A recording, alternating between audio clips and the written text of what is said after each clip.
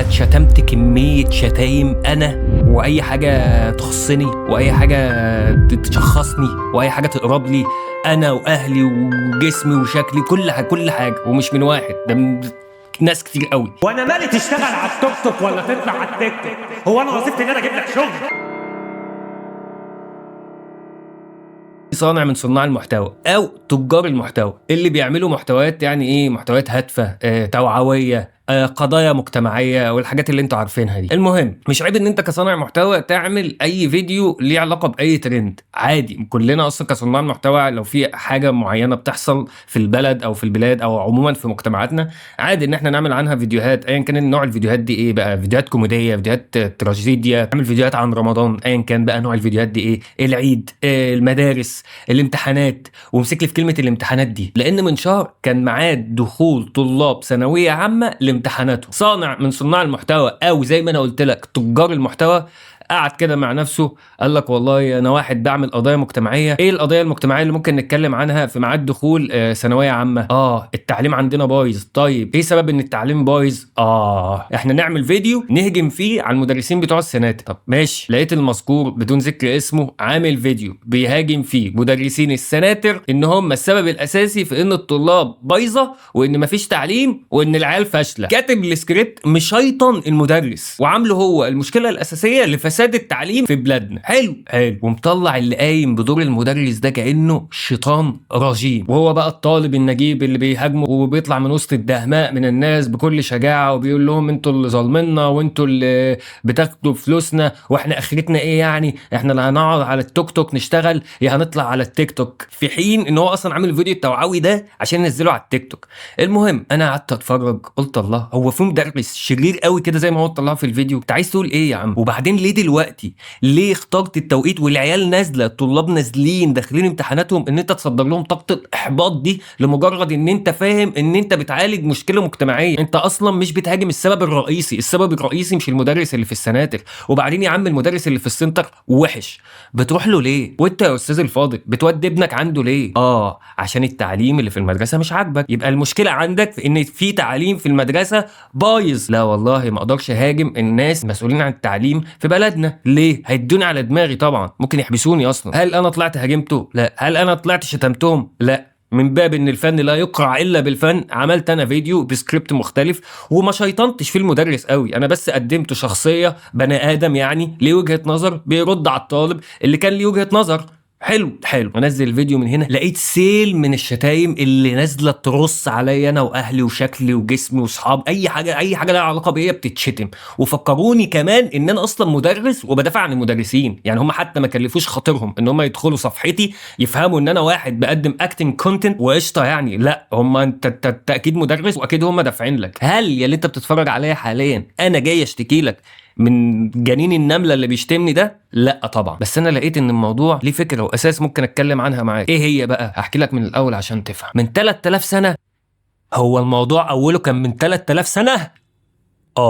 كان في طقس من قديم الازل اسمه يوم الغفران. اليوم ده كان لازمته ايه؟ كان الناس بتوع المدينه او القريه اللي عندهم ذنوب كتير قوي والذنوب دي خانقاهم في حياتهم لدرجه انها مش منيماهم، كان بيجي كاهن ومعاه كبشين وبيدعوا الناس دي كلها انها تحضر في مرسم رسمي. الكبش الاولاني بياخدوه وبيقدموه قربان للاله، والكبش الثاني بيخلي الناس اللي عندها ذنوب يجوا ويمسحوا بايديهم على الكبش ده ويحسوا كانهم الذنوب بتنتقل ليهم وبتروح على ظهر الكبش ده. وبعدين الكاهن ياخد الكبش هو والناس ويرموه في الصحراء بعيد، والناس تروح بيوتها مرتاحه بسلام نفسي لانها حملت ذنوبها كلها على الكبش اللي ودوه هناك بعيد في الصحراء ده. خلاص هننام مرتاحين، والذنب بتاعنا بقى على ظهر الكبش اللي رميناه هناك بعيد قوي ده. بس الكبش دلوقتي بقى انسان او فئه معينه من الناس اللي هي المدرسين يعني في الفيديو. مين اللي بيختار الكبش اصلا؟ زمان الكاهن كان بيختار الكبش، لكن دلوقتي ممكن اي صانع محتوى هو اللي يختار الكبش. وانا كصانع محتوى لو حد يعني من 20 30 واحد اللي بيتفرجوا عليا هيحسبني صانع محتوى، افهم القصه دي حلوه قوي. ليه؟ انت كصانع محتوى لما بتيجي تتكلم عن مشكله وتحدد للناس ضحايا كتير واخطاء في نواحي كتيره، انت كده بتعقد الدنيا للناس. الناس مش عايزه عقده، حدد مذنب واحد وضحيه واحده ترمي عليها الذنب كله، الفيديو انتشر اسرع، الناس تفهم بسرعه وما تحسش ان الموضوع معقد قوي وان الخطا فينا كلنا وان كلنا لازم نتغير وان كل واحد فينا عنده حاجه لازم يصلحها. ليه يا عم كل ده عشان الحاجه تتصلح يعني؟ لكن لو في حاجه محدده انت حددت حد اداها لهم وضحيه واحده حتى لو هي مظلومه وشاورت عليها للناس، خلاص يا عم اهو ابن الوسخ اهو سبب كل الفشل اللي احنا فيه. سهله اهي. كان في باحث فرنسي قعد طول حياته مسخر نفسه لانه يدرس الظاهره دي، واكتشف ان الظاهره دي في المجتمعات من زمان قوي، وقال لك ان ممكن ناس كانوا اصلا طول حياتهم بينهم عداء يتحولوا لاصحاب لمجرد انهم لقوا عدو جديد قدروا يوجهوا ليه غضبهم. مثال بسيط، زمايل في شغل واحد بيتنافسوا كلهم على الترقيه، وفي بينهم عداء شديد جدا لمجرد مين فينا اللي هيحصل على الترقيه دي، لحد ما هيجي واحد جديد خالص وهياخد البوزيشن الجديد ده. فالناس الزمايل دول اللي بيتنافسوا على الترقيه هيوجهوا غضبهم كله للشخص الجديد اللي خد الترقيه دي. الناس اللي كانوا اعداء ومتنافسين وزي فرسين رهان جوه الشركه بقوا اصحاب ومتحالفين فجاه لمجرد ان هم لقوا كبش جديد يوجهوا ليه العداء بتاعهم. فجاه العداء اللي كان بين الناس دي كلها يختفي، والناس اللي كانت مختلفه طول الوقت بقوا متفقين على شيء واحد بس، الكبش ده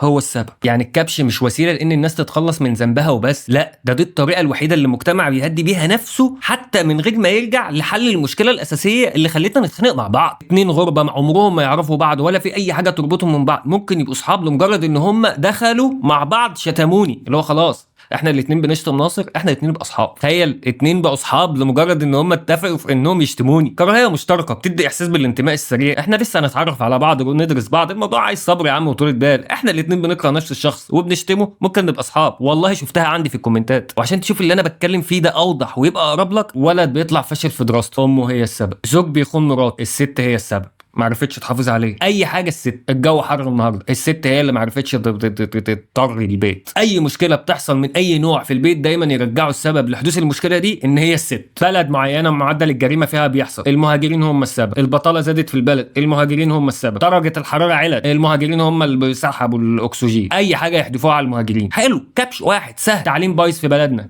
مدرسين السناتر هم السبب. والله العظيم انا ما مدرس ولا ليه علاقه بالتدريس، انا بس شفت مشكله كبيره في المجتمع بيتكلبش فيها فئه معينه واحده من الناس وبيتحط عليها اللوم كله، وانت اخترت تهاجم الفئه دي بالذات لمجرد ان الفئه دي مش هتعرف تاخد حقها منك. مصر خسرت من الارجنتين بعد ما مصر عملت ماتش اسطوري، ماتش للتاريخ، بس احنا اول ما خسرنا وجهنا اللوم كله على ميسي. التحكيم يا جماعه هو اللي كان سيء عشان ميسي. ماشي ميسي مدلل للفيفا، تمام انا معاك في دي ان ميسي مدلل للفيفا، بس مش هو السبب الرئيسي، كانت اسباب كتير. التحكيم كان ظالم جدا، التغييرات اللي اتعملت في الشوط الثاني من كابتن حسام حسن كان فيها بعض الاخطاء، وعادي ان احنا نقول كده، وده مش تقليل من العميد حسام حسن. الراجل وصل بالمنتخب لمرحله عمر المنتخب ما وصل لها قبل كده اصلا، بس عادي كان في بعض الاخطاء. اللعيبه نفسها حصل منها اخطاء كارثيه داخل الماتش نفسه، بس لا بقى هو ميسي السبب. هو واحد حدد لي واحد او هو يحط فيه غضبي كله، او ان الناس اللي ما كانتش موافقه ان العميد اصلا يمسك المنتخب شافت ان الغلط كله في خساره الماتش ده على العميد وتغييراته الغلط. يا جماعه ما عادي ان تبقى كل الحاجات دي وكل الاسباب دي غلط عشان نصلحها كلها، لا هو حدد حاجه واحده. يبقى انت حدد لي حاجه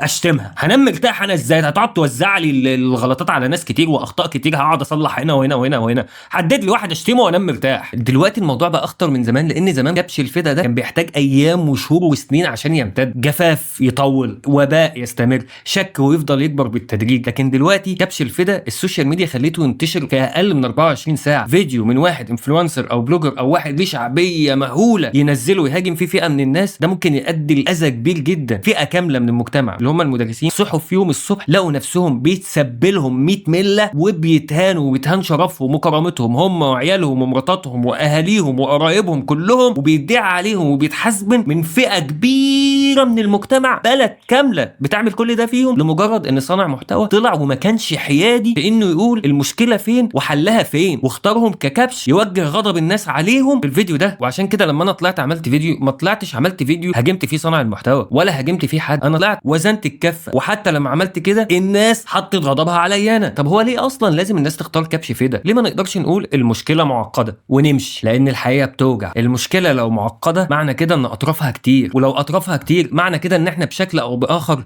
جزء من المشكله، ودي حاجه بتوجع اكتر. لا يا عم، هو سبب واحد حدده نشتمه ونروح مرتاحين، او ان سبب المشكله الحقيقي بيبقى اكبر منك بكتير. يعني هل فشل التعليم في بلادنا سببه مدرسين السناتر؟ لا، فشل التعليم في بلادنا سببه المسؤولين عن التعليم في البلد. هل انت تقدر تهاجمهم؟ لا. فتوجه فشل التعليم لسبب اصغر تأمن من عقابه. حصلت مشكله بينك وبين مديرك في الشغل بس انت مش هتقدر تنفس عن غضبك في المدير بتاعك، تقوم منفسه على ابنك او مراتك في البيت. يعني الانسان لما يحس بغضب ومش قادر يوجهه لمصدره الحقيقي ممكن يوجهه لهدف تاني اسهل واقل خطوره عليه حتى لو الهدف ده بريء. وعلى فكره الكبش ده بيتغير كل فتره، يعني ممكن انت النهارده تحط غضبك في كبش ويكون مظلوم، انت بكره اللي تبقى الكبش. المدرسين انا شفتهم في يوم كبش، ولما قلت كده اتهاجمت من الطلاب والاهالي، بس انتوا يا طلاب بكره هتبقوا الكبش وهيتقال عليكم طلاب متدلعين ومش عارفين مصالحكم. وبعدها بفتره الاهالي هي اللي هتبقى كبش وهيتقال عليهم اهالي ما عرفتش تربي، والاهالي لما مسكت موبايلات وقعدت على السوشيال ميديا اتسحلت وما بقتش تخلي بالها من عيالها. وبعدها بفتره الحكومه، بعدين المنهج، بعدين وسائل الاعلام. يعني مشكله فينا كلنا، حتى الاجيال بقت تهاجم بعضها. الجيل القديم بيقول على الجيل الجديد جيل متدلع ومش فاهم وبايظ وذوقه وحش وبيسفه من قيم المجتمع، والجيل الجديد شايف الجيل القديم ان هو اللي بايظ وهو اللي وصلنا لكده وهي اللي كان حياتهم عسل وهم اللي ودونا في داهيه. وعشان ما تفكرش ان انا عامل الفيديو ده مخصوص عشان اهاجم حد معين، والله مش ده اصلا الهدف من الفيديو. انا كمان في وقت من الاوقات في مشكله من المشكلات لزقت اللوم في حد مش هو اصلا كان سبب المشكله، بس هو كان اسهل لي من ان اواجه نفسي الحقيقه. مش لاني شرير، لكن السهل كان قدامي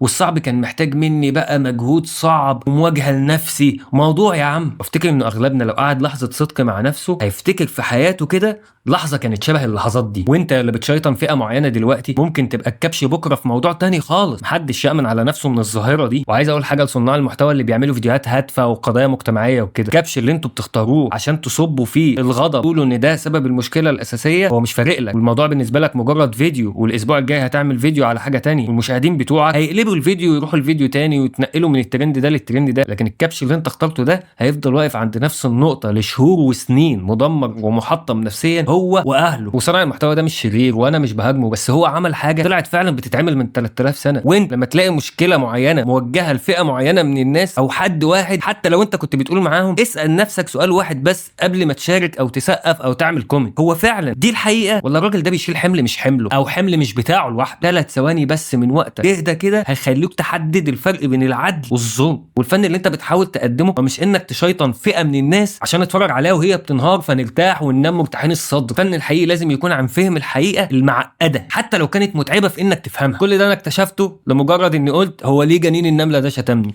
انت متخيل عالمي؟ انا بعتذر بقى لل 20 30 واحد المخلصين اللي بيتابعوني في الفيديوهات عن الجاب اللي انا قطعته والفتره الكبيره اللي انا ما نزلتش فيها فيديوهات دي. والله العظيم يعني بس بجد بجد بجد الفتره الجايه طرش محتوى، طرش بقى، هزهقكم فيديوهات بقى كل شويه. كل ما يحصل لي حاجه في حياتي اطلع لكم منها حاجه واعمل لكم بيها بس انت عالمي برضو مقصر معايا في موضوع اللايك والكومنت والشير وانك تبعت الفيديو ده لحد من صحابك وانك تعمل لي سبسكرايب يا عالمي. والله العظيم كنت وحشني قوي وبحبكم قوي وما طولش عليكم. السلام عليكم.